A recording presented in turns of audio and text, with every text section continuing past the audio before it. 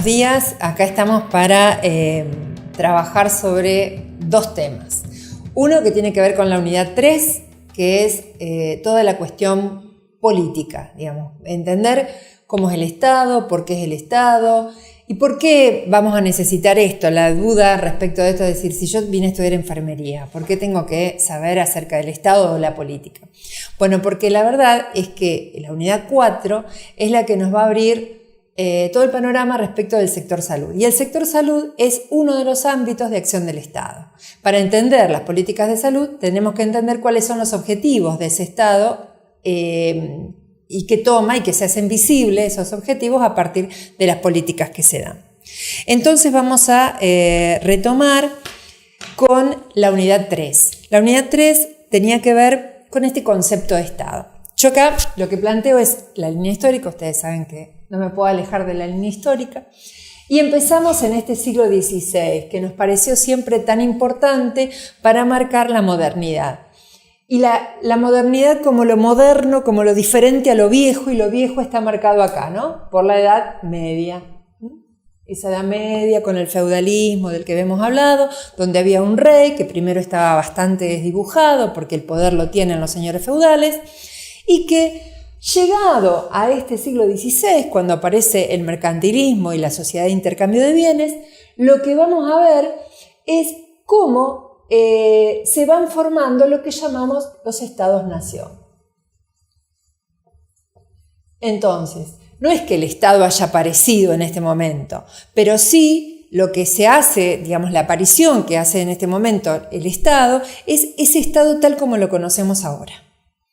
Entonces, acá tenemos un autor que es el primero que nosotros estamos marcando en la bibliografía que les pedimos ver y que es Maquiavelo. Maquiavelo, ¿por qué nos interesa?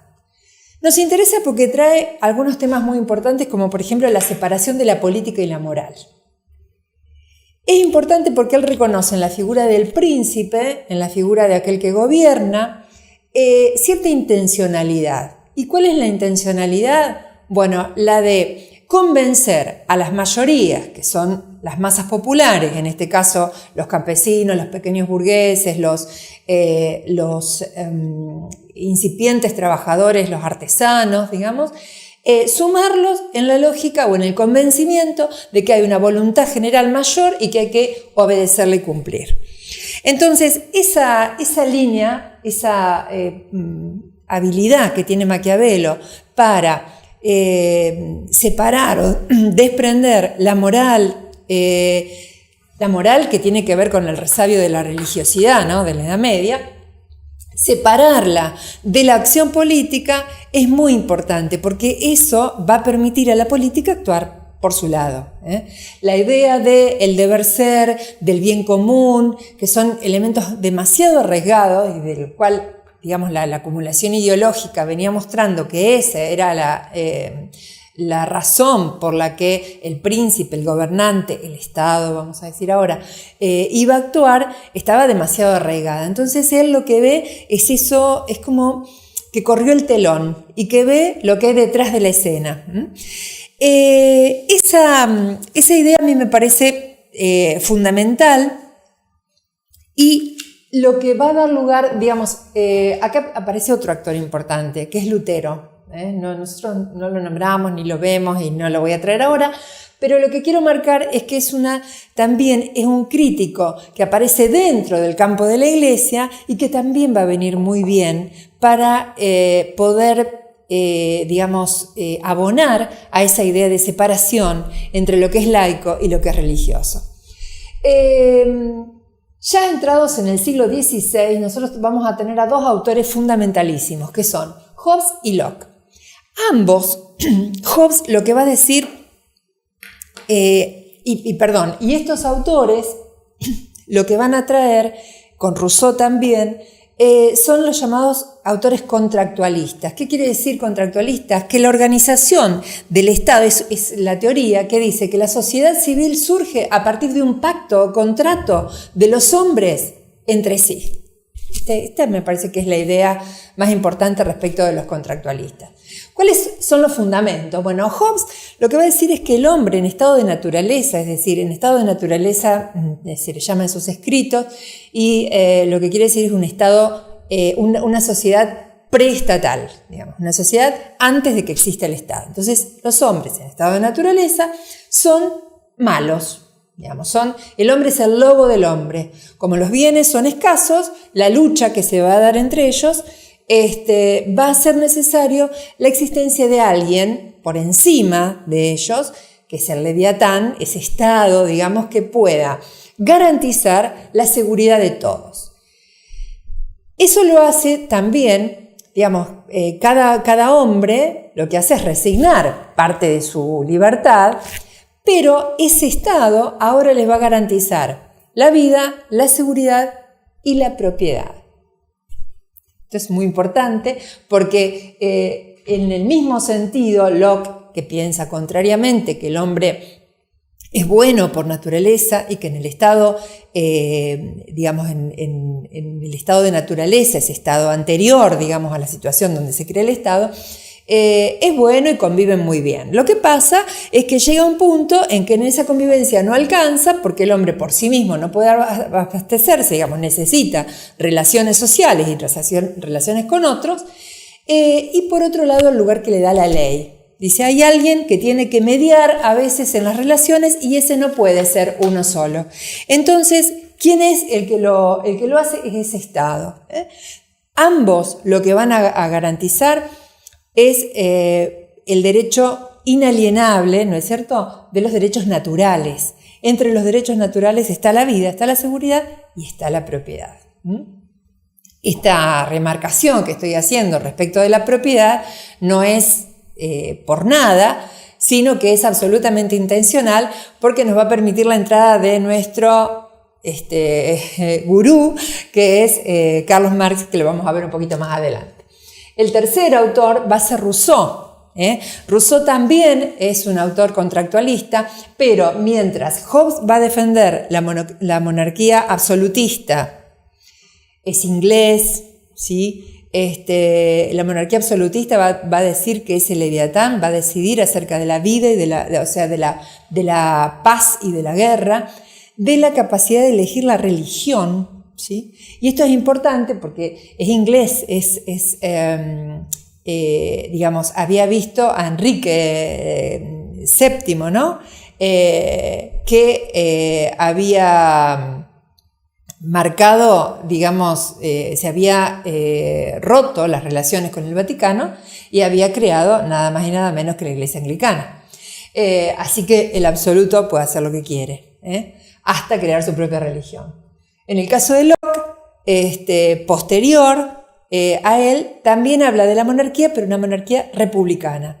Y Rousseau, en cambio, lo que va a decir es que estas personas, que son buenas por naturaleza, en ese estado anterior, tienen que acordar, hacen un pacto, un contrato, el contrato social, a partir del cual van a tener Estado, un Estado que le va a garantizar, como los demás, la vida, la seguridad y la libertad, pero una libertad que les permite, digamos, que van como monitorizando, digamos, y que van a lo largo de su práctica y que le permite elegir, ¿sí? Entonces, acá la fundamentación respecto del poder democrático en las sociedades. Tanto es así que dice que si una ley no es digamos, no es dada por el pueblo puede dar de baja esa ley. Es una cosa muy interesante. Hay aportes que hace Rousseau que son muy interesantes. Esa frase, yo tenía otra frase acá: toda ley que el pueblo no ratifica es nula y no es ley, y la soberanía no puede ser representada por la misma razón que no puede ser enajenada. O sea, no puedo representarla en otro, yo tengo que ejercer esa soberanía y por lo tanto ese es el fundamento del poder democrático.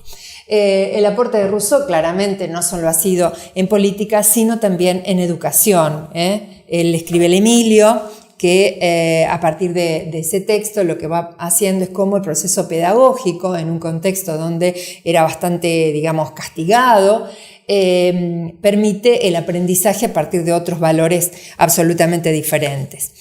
Lo que quiero marcar es que todas estas ideas que aparecen en el siglo XVII, XVIII, van a ir generando las consecuencias para que, no casualmente, en el año 1789 se produzca la revolución política, una revolución política que es la Revolución Francesa, revolución que va a tener que ver con los derechos de los burgueses. O sea, la clase política que entra en contradicción acá no era digamos, la que estaba acá, era la misma nobleza que venía de la Edad Media, que ahora claramente se había vuelto improductiva, es decir, hay una aristocracia conformada por esa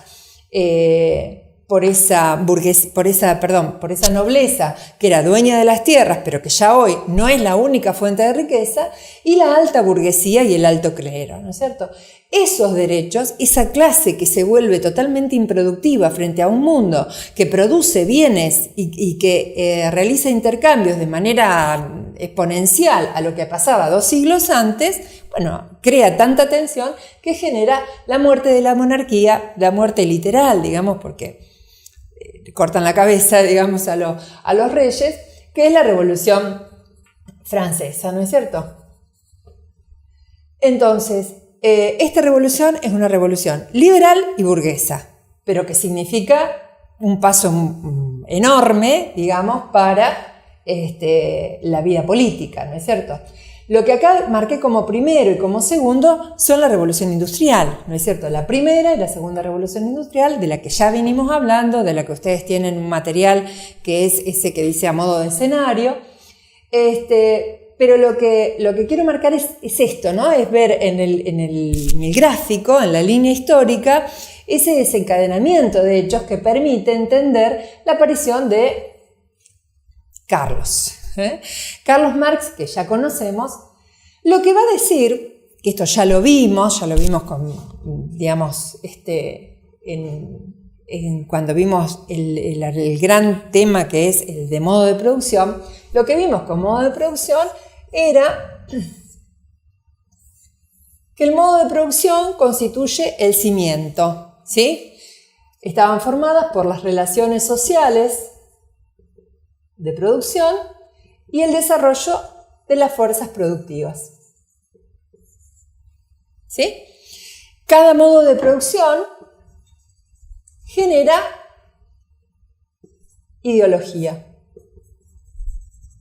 que está formada ¿por qué? Por las leyes, por la religión, cultura, Estado. Las fuerzas productivas y las relaciones sociales de producción que se generan a partir de esa fuerza productiva están siempre en contradicción, están siempre en lucha. Y son, pero lucha entre dos clases en la que una es dominante y la otra es dominada. Esa fuerza social dominante es la que genera el marco ideológico que permite sostener este cimiento. ¿Se entiende? Esto, de alguna manera, esa superestructura tiene que ser coherente con la estructura. En el punto en que entran en tensión y la tensión marca un desequilibrio y una ruptura, el modo de producción cambia. Esto ya lo vimos con el esclavista que rompió y se transformó en modelo feudal, y acá lo vemos claramente cuando ese modelo feudal ya quedó allá lejos y hace tiempo, y estamos acá en un modo de producción capitalista. Lo que vimos entre las cosas que forman ideología tiene que ver con cómo concibo la salud, enfermedad, atención.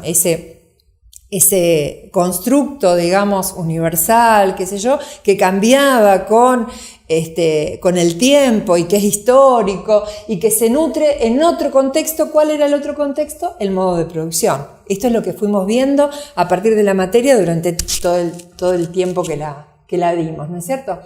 Entonces, lo que va a decir Marx es que el Estado es un aparato ideológico, es ideología y es construcción de una clase. ¿De qué clase? De la clase dominante. Entonces, cuando uno ve, digamos, lo que le va a atribuir Marx con este concepto, es intencionalidad ese Estado. Ese Estado no hace las cosas por el bien común. Ese bien común que ya Maquiavelo había dicho no existe, El interés general no existe. Lo que existe es el interés del príncipe. Y lo que vamos a hacer es convencer a las mayorías de que este es el interés de todos. Aunque por lo bajo todos sabemos que es el interés del príncipe. Esto que él había dicho con una cosa así casi intuitiva, solamente viendo las grandes mayorías populares y los pocos que había adentro del palacio, Marx lo dice con un fundamento filosófico, sociológico, ¿no es cierto? Y viendo el desarrollo de la historia material, esto es la materialidad y esto es la ideología, el desarrollo material, y va a decir que el Estado es un aparato de clase, es un aparato de la clase dominante para dominar, para seguir sometiendo, pero sobre todo para que el modo de producción persista, que es de donde la clase dominante saca su riqueza. Este concepto de Estado es sumamente importante porque, fíjense lo que decía Hobbes y Locke, no solo mantenía la vida, la seguridad, sino la propiedad. Que mantengamos la propiedad del que tiene la propiedad ya por sí es bastante sospechoso de que, porque comento una cosa, no todos tenían propiedad, es como si hoy defendiéramos la propiedad. Bueno, no todos tenemos iguales cosas para defender, claramente. Bueno, esto es el esquema general como para poder entender qué pasa con el Estado, por qué es importante entender el Estado y por qué es importante entender las políticas estatales que desde ese Estado se defienden. Acá vamos a ver una defensa del individuo que por sí mismo decide, que por sí mismo no sé qué le pasa, es el centro del mundo. Y vamos a ver acá otra postura que está diciendo, no, lo que estamos defendiendo son modos de producción y estructuras económicas. Y lo que estamos defendiendo son intereses de clase. Estas son las dos posturas que estamos hablando. Yo estoy haciendo una simplificación enorme. Ustedes tienen unos materiales para ver y tienen unas guías para trabajar. Solo para completar esto, voy a hablar de Weber. Weber es un sociólogo alemán que lo que hace, digamos, él funda la sociología alemana. Mira qué título rimbombante, ¿no? Él está en un momento en el que la sociología, la psicología tienen que presentarse al mundo científico como ciencias. ¿Y cómo hacemos para eso? ¿Cómo estudian si claramente no son la física? Y la física sigue siendo el modelo a seguir. Entonces, ¿cuál es el hecho que va a estudiar? Va a estudiar la acción social. La acción social es como el objeto de estudio de la sociología. Y la acción social es una acción que realiza un individuo en relación a otro individuo y es una acción con sentido. Eso es lo que él va a plantear con relación al objeto de la sociología. Esa acción social se transforma luego en interacción social y las interacciones son una manera y otro agrupamiento sería la asociación. La asociación es una relación social, ¿sí?, con sentido, pero que a la vez tiene legitimidad y el Estado es definido para él como una asociación que tiene el monopolio de del uso de la fuerza legítima. Este elemento es muy importante porque así es como él lo va a definir. Y cuando dice que tiene el monopolio de la violencia física, tiene que ver con que el Estado es el único que tiene bajo su mando el ejército, la policía, bueno, todos los elementos de represión que se van a usar cuando el desorden, cuando el no cumplimiento de la ley que permita que esa comunidad viva en armonía, vamos a poner que existe la armonía, tiene en todo caso ese recurso y es legítimo que lo utilice. Cuando estamos hablando de eso, estamos hablando de coerción. La coerción es la capacidad que tiene el Estado porque tiene la capacidad de actuar con la violencia legítima. Cuando normalmente no estamos bajo el orden de la violencia permanente, sino que lo que generamos es consenso. ¿Cómo se genera consenso? Quiere decir que nosotros estamos de acuerdo con las acciones que el Estado toma. ¿Nos vienen a preguntar? No nos vienen a preguntar, pero hay reglas que nos permiten seguir determinado sistema de legitimidad. La democracia es claramente un sistema de legitimidad.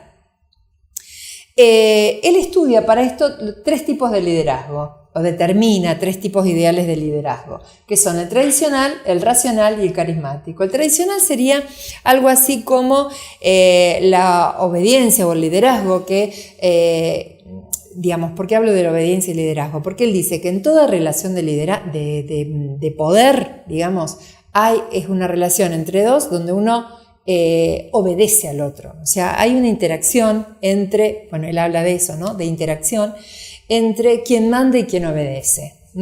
Entonces, el tipo de ejercer esa dominación, la manera en que se ejerce esa dominación, a eso le llama liderazgo.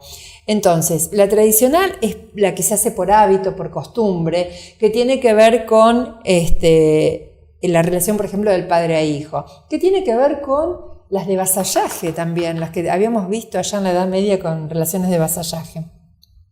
La racional, que tiene que ver cuando hay una organización previa que hace que las relaciones de mando y obediencia estén de alguna manera prescriptas.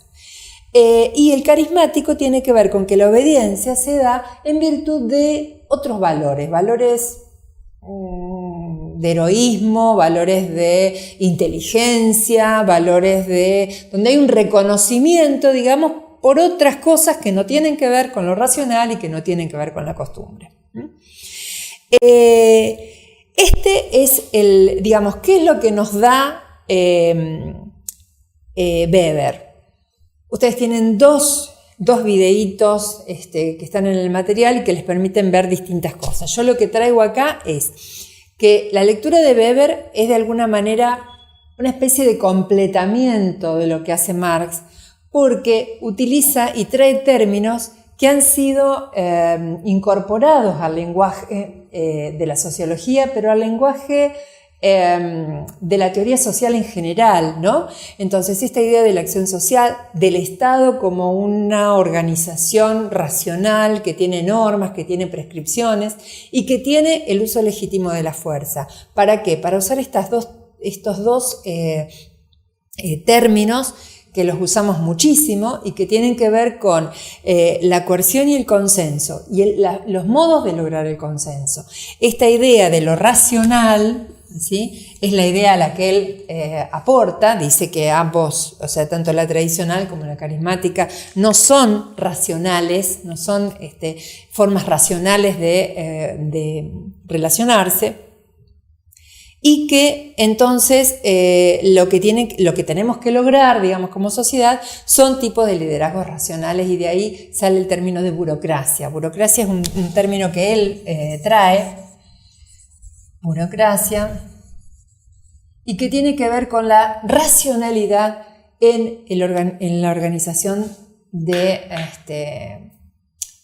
las organizaciones, valga la redundancia, ¿no? El Estado es un modo de organización, y cuando está racionalmente descripto tanto las funciones como las operaciones que tenemos que llevar a cabo para que esas funciones se logren, eso se supone que es lo más deseable en una organización.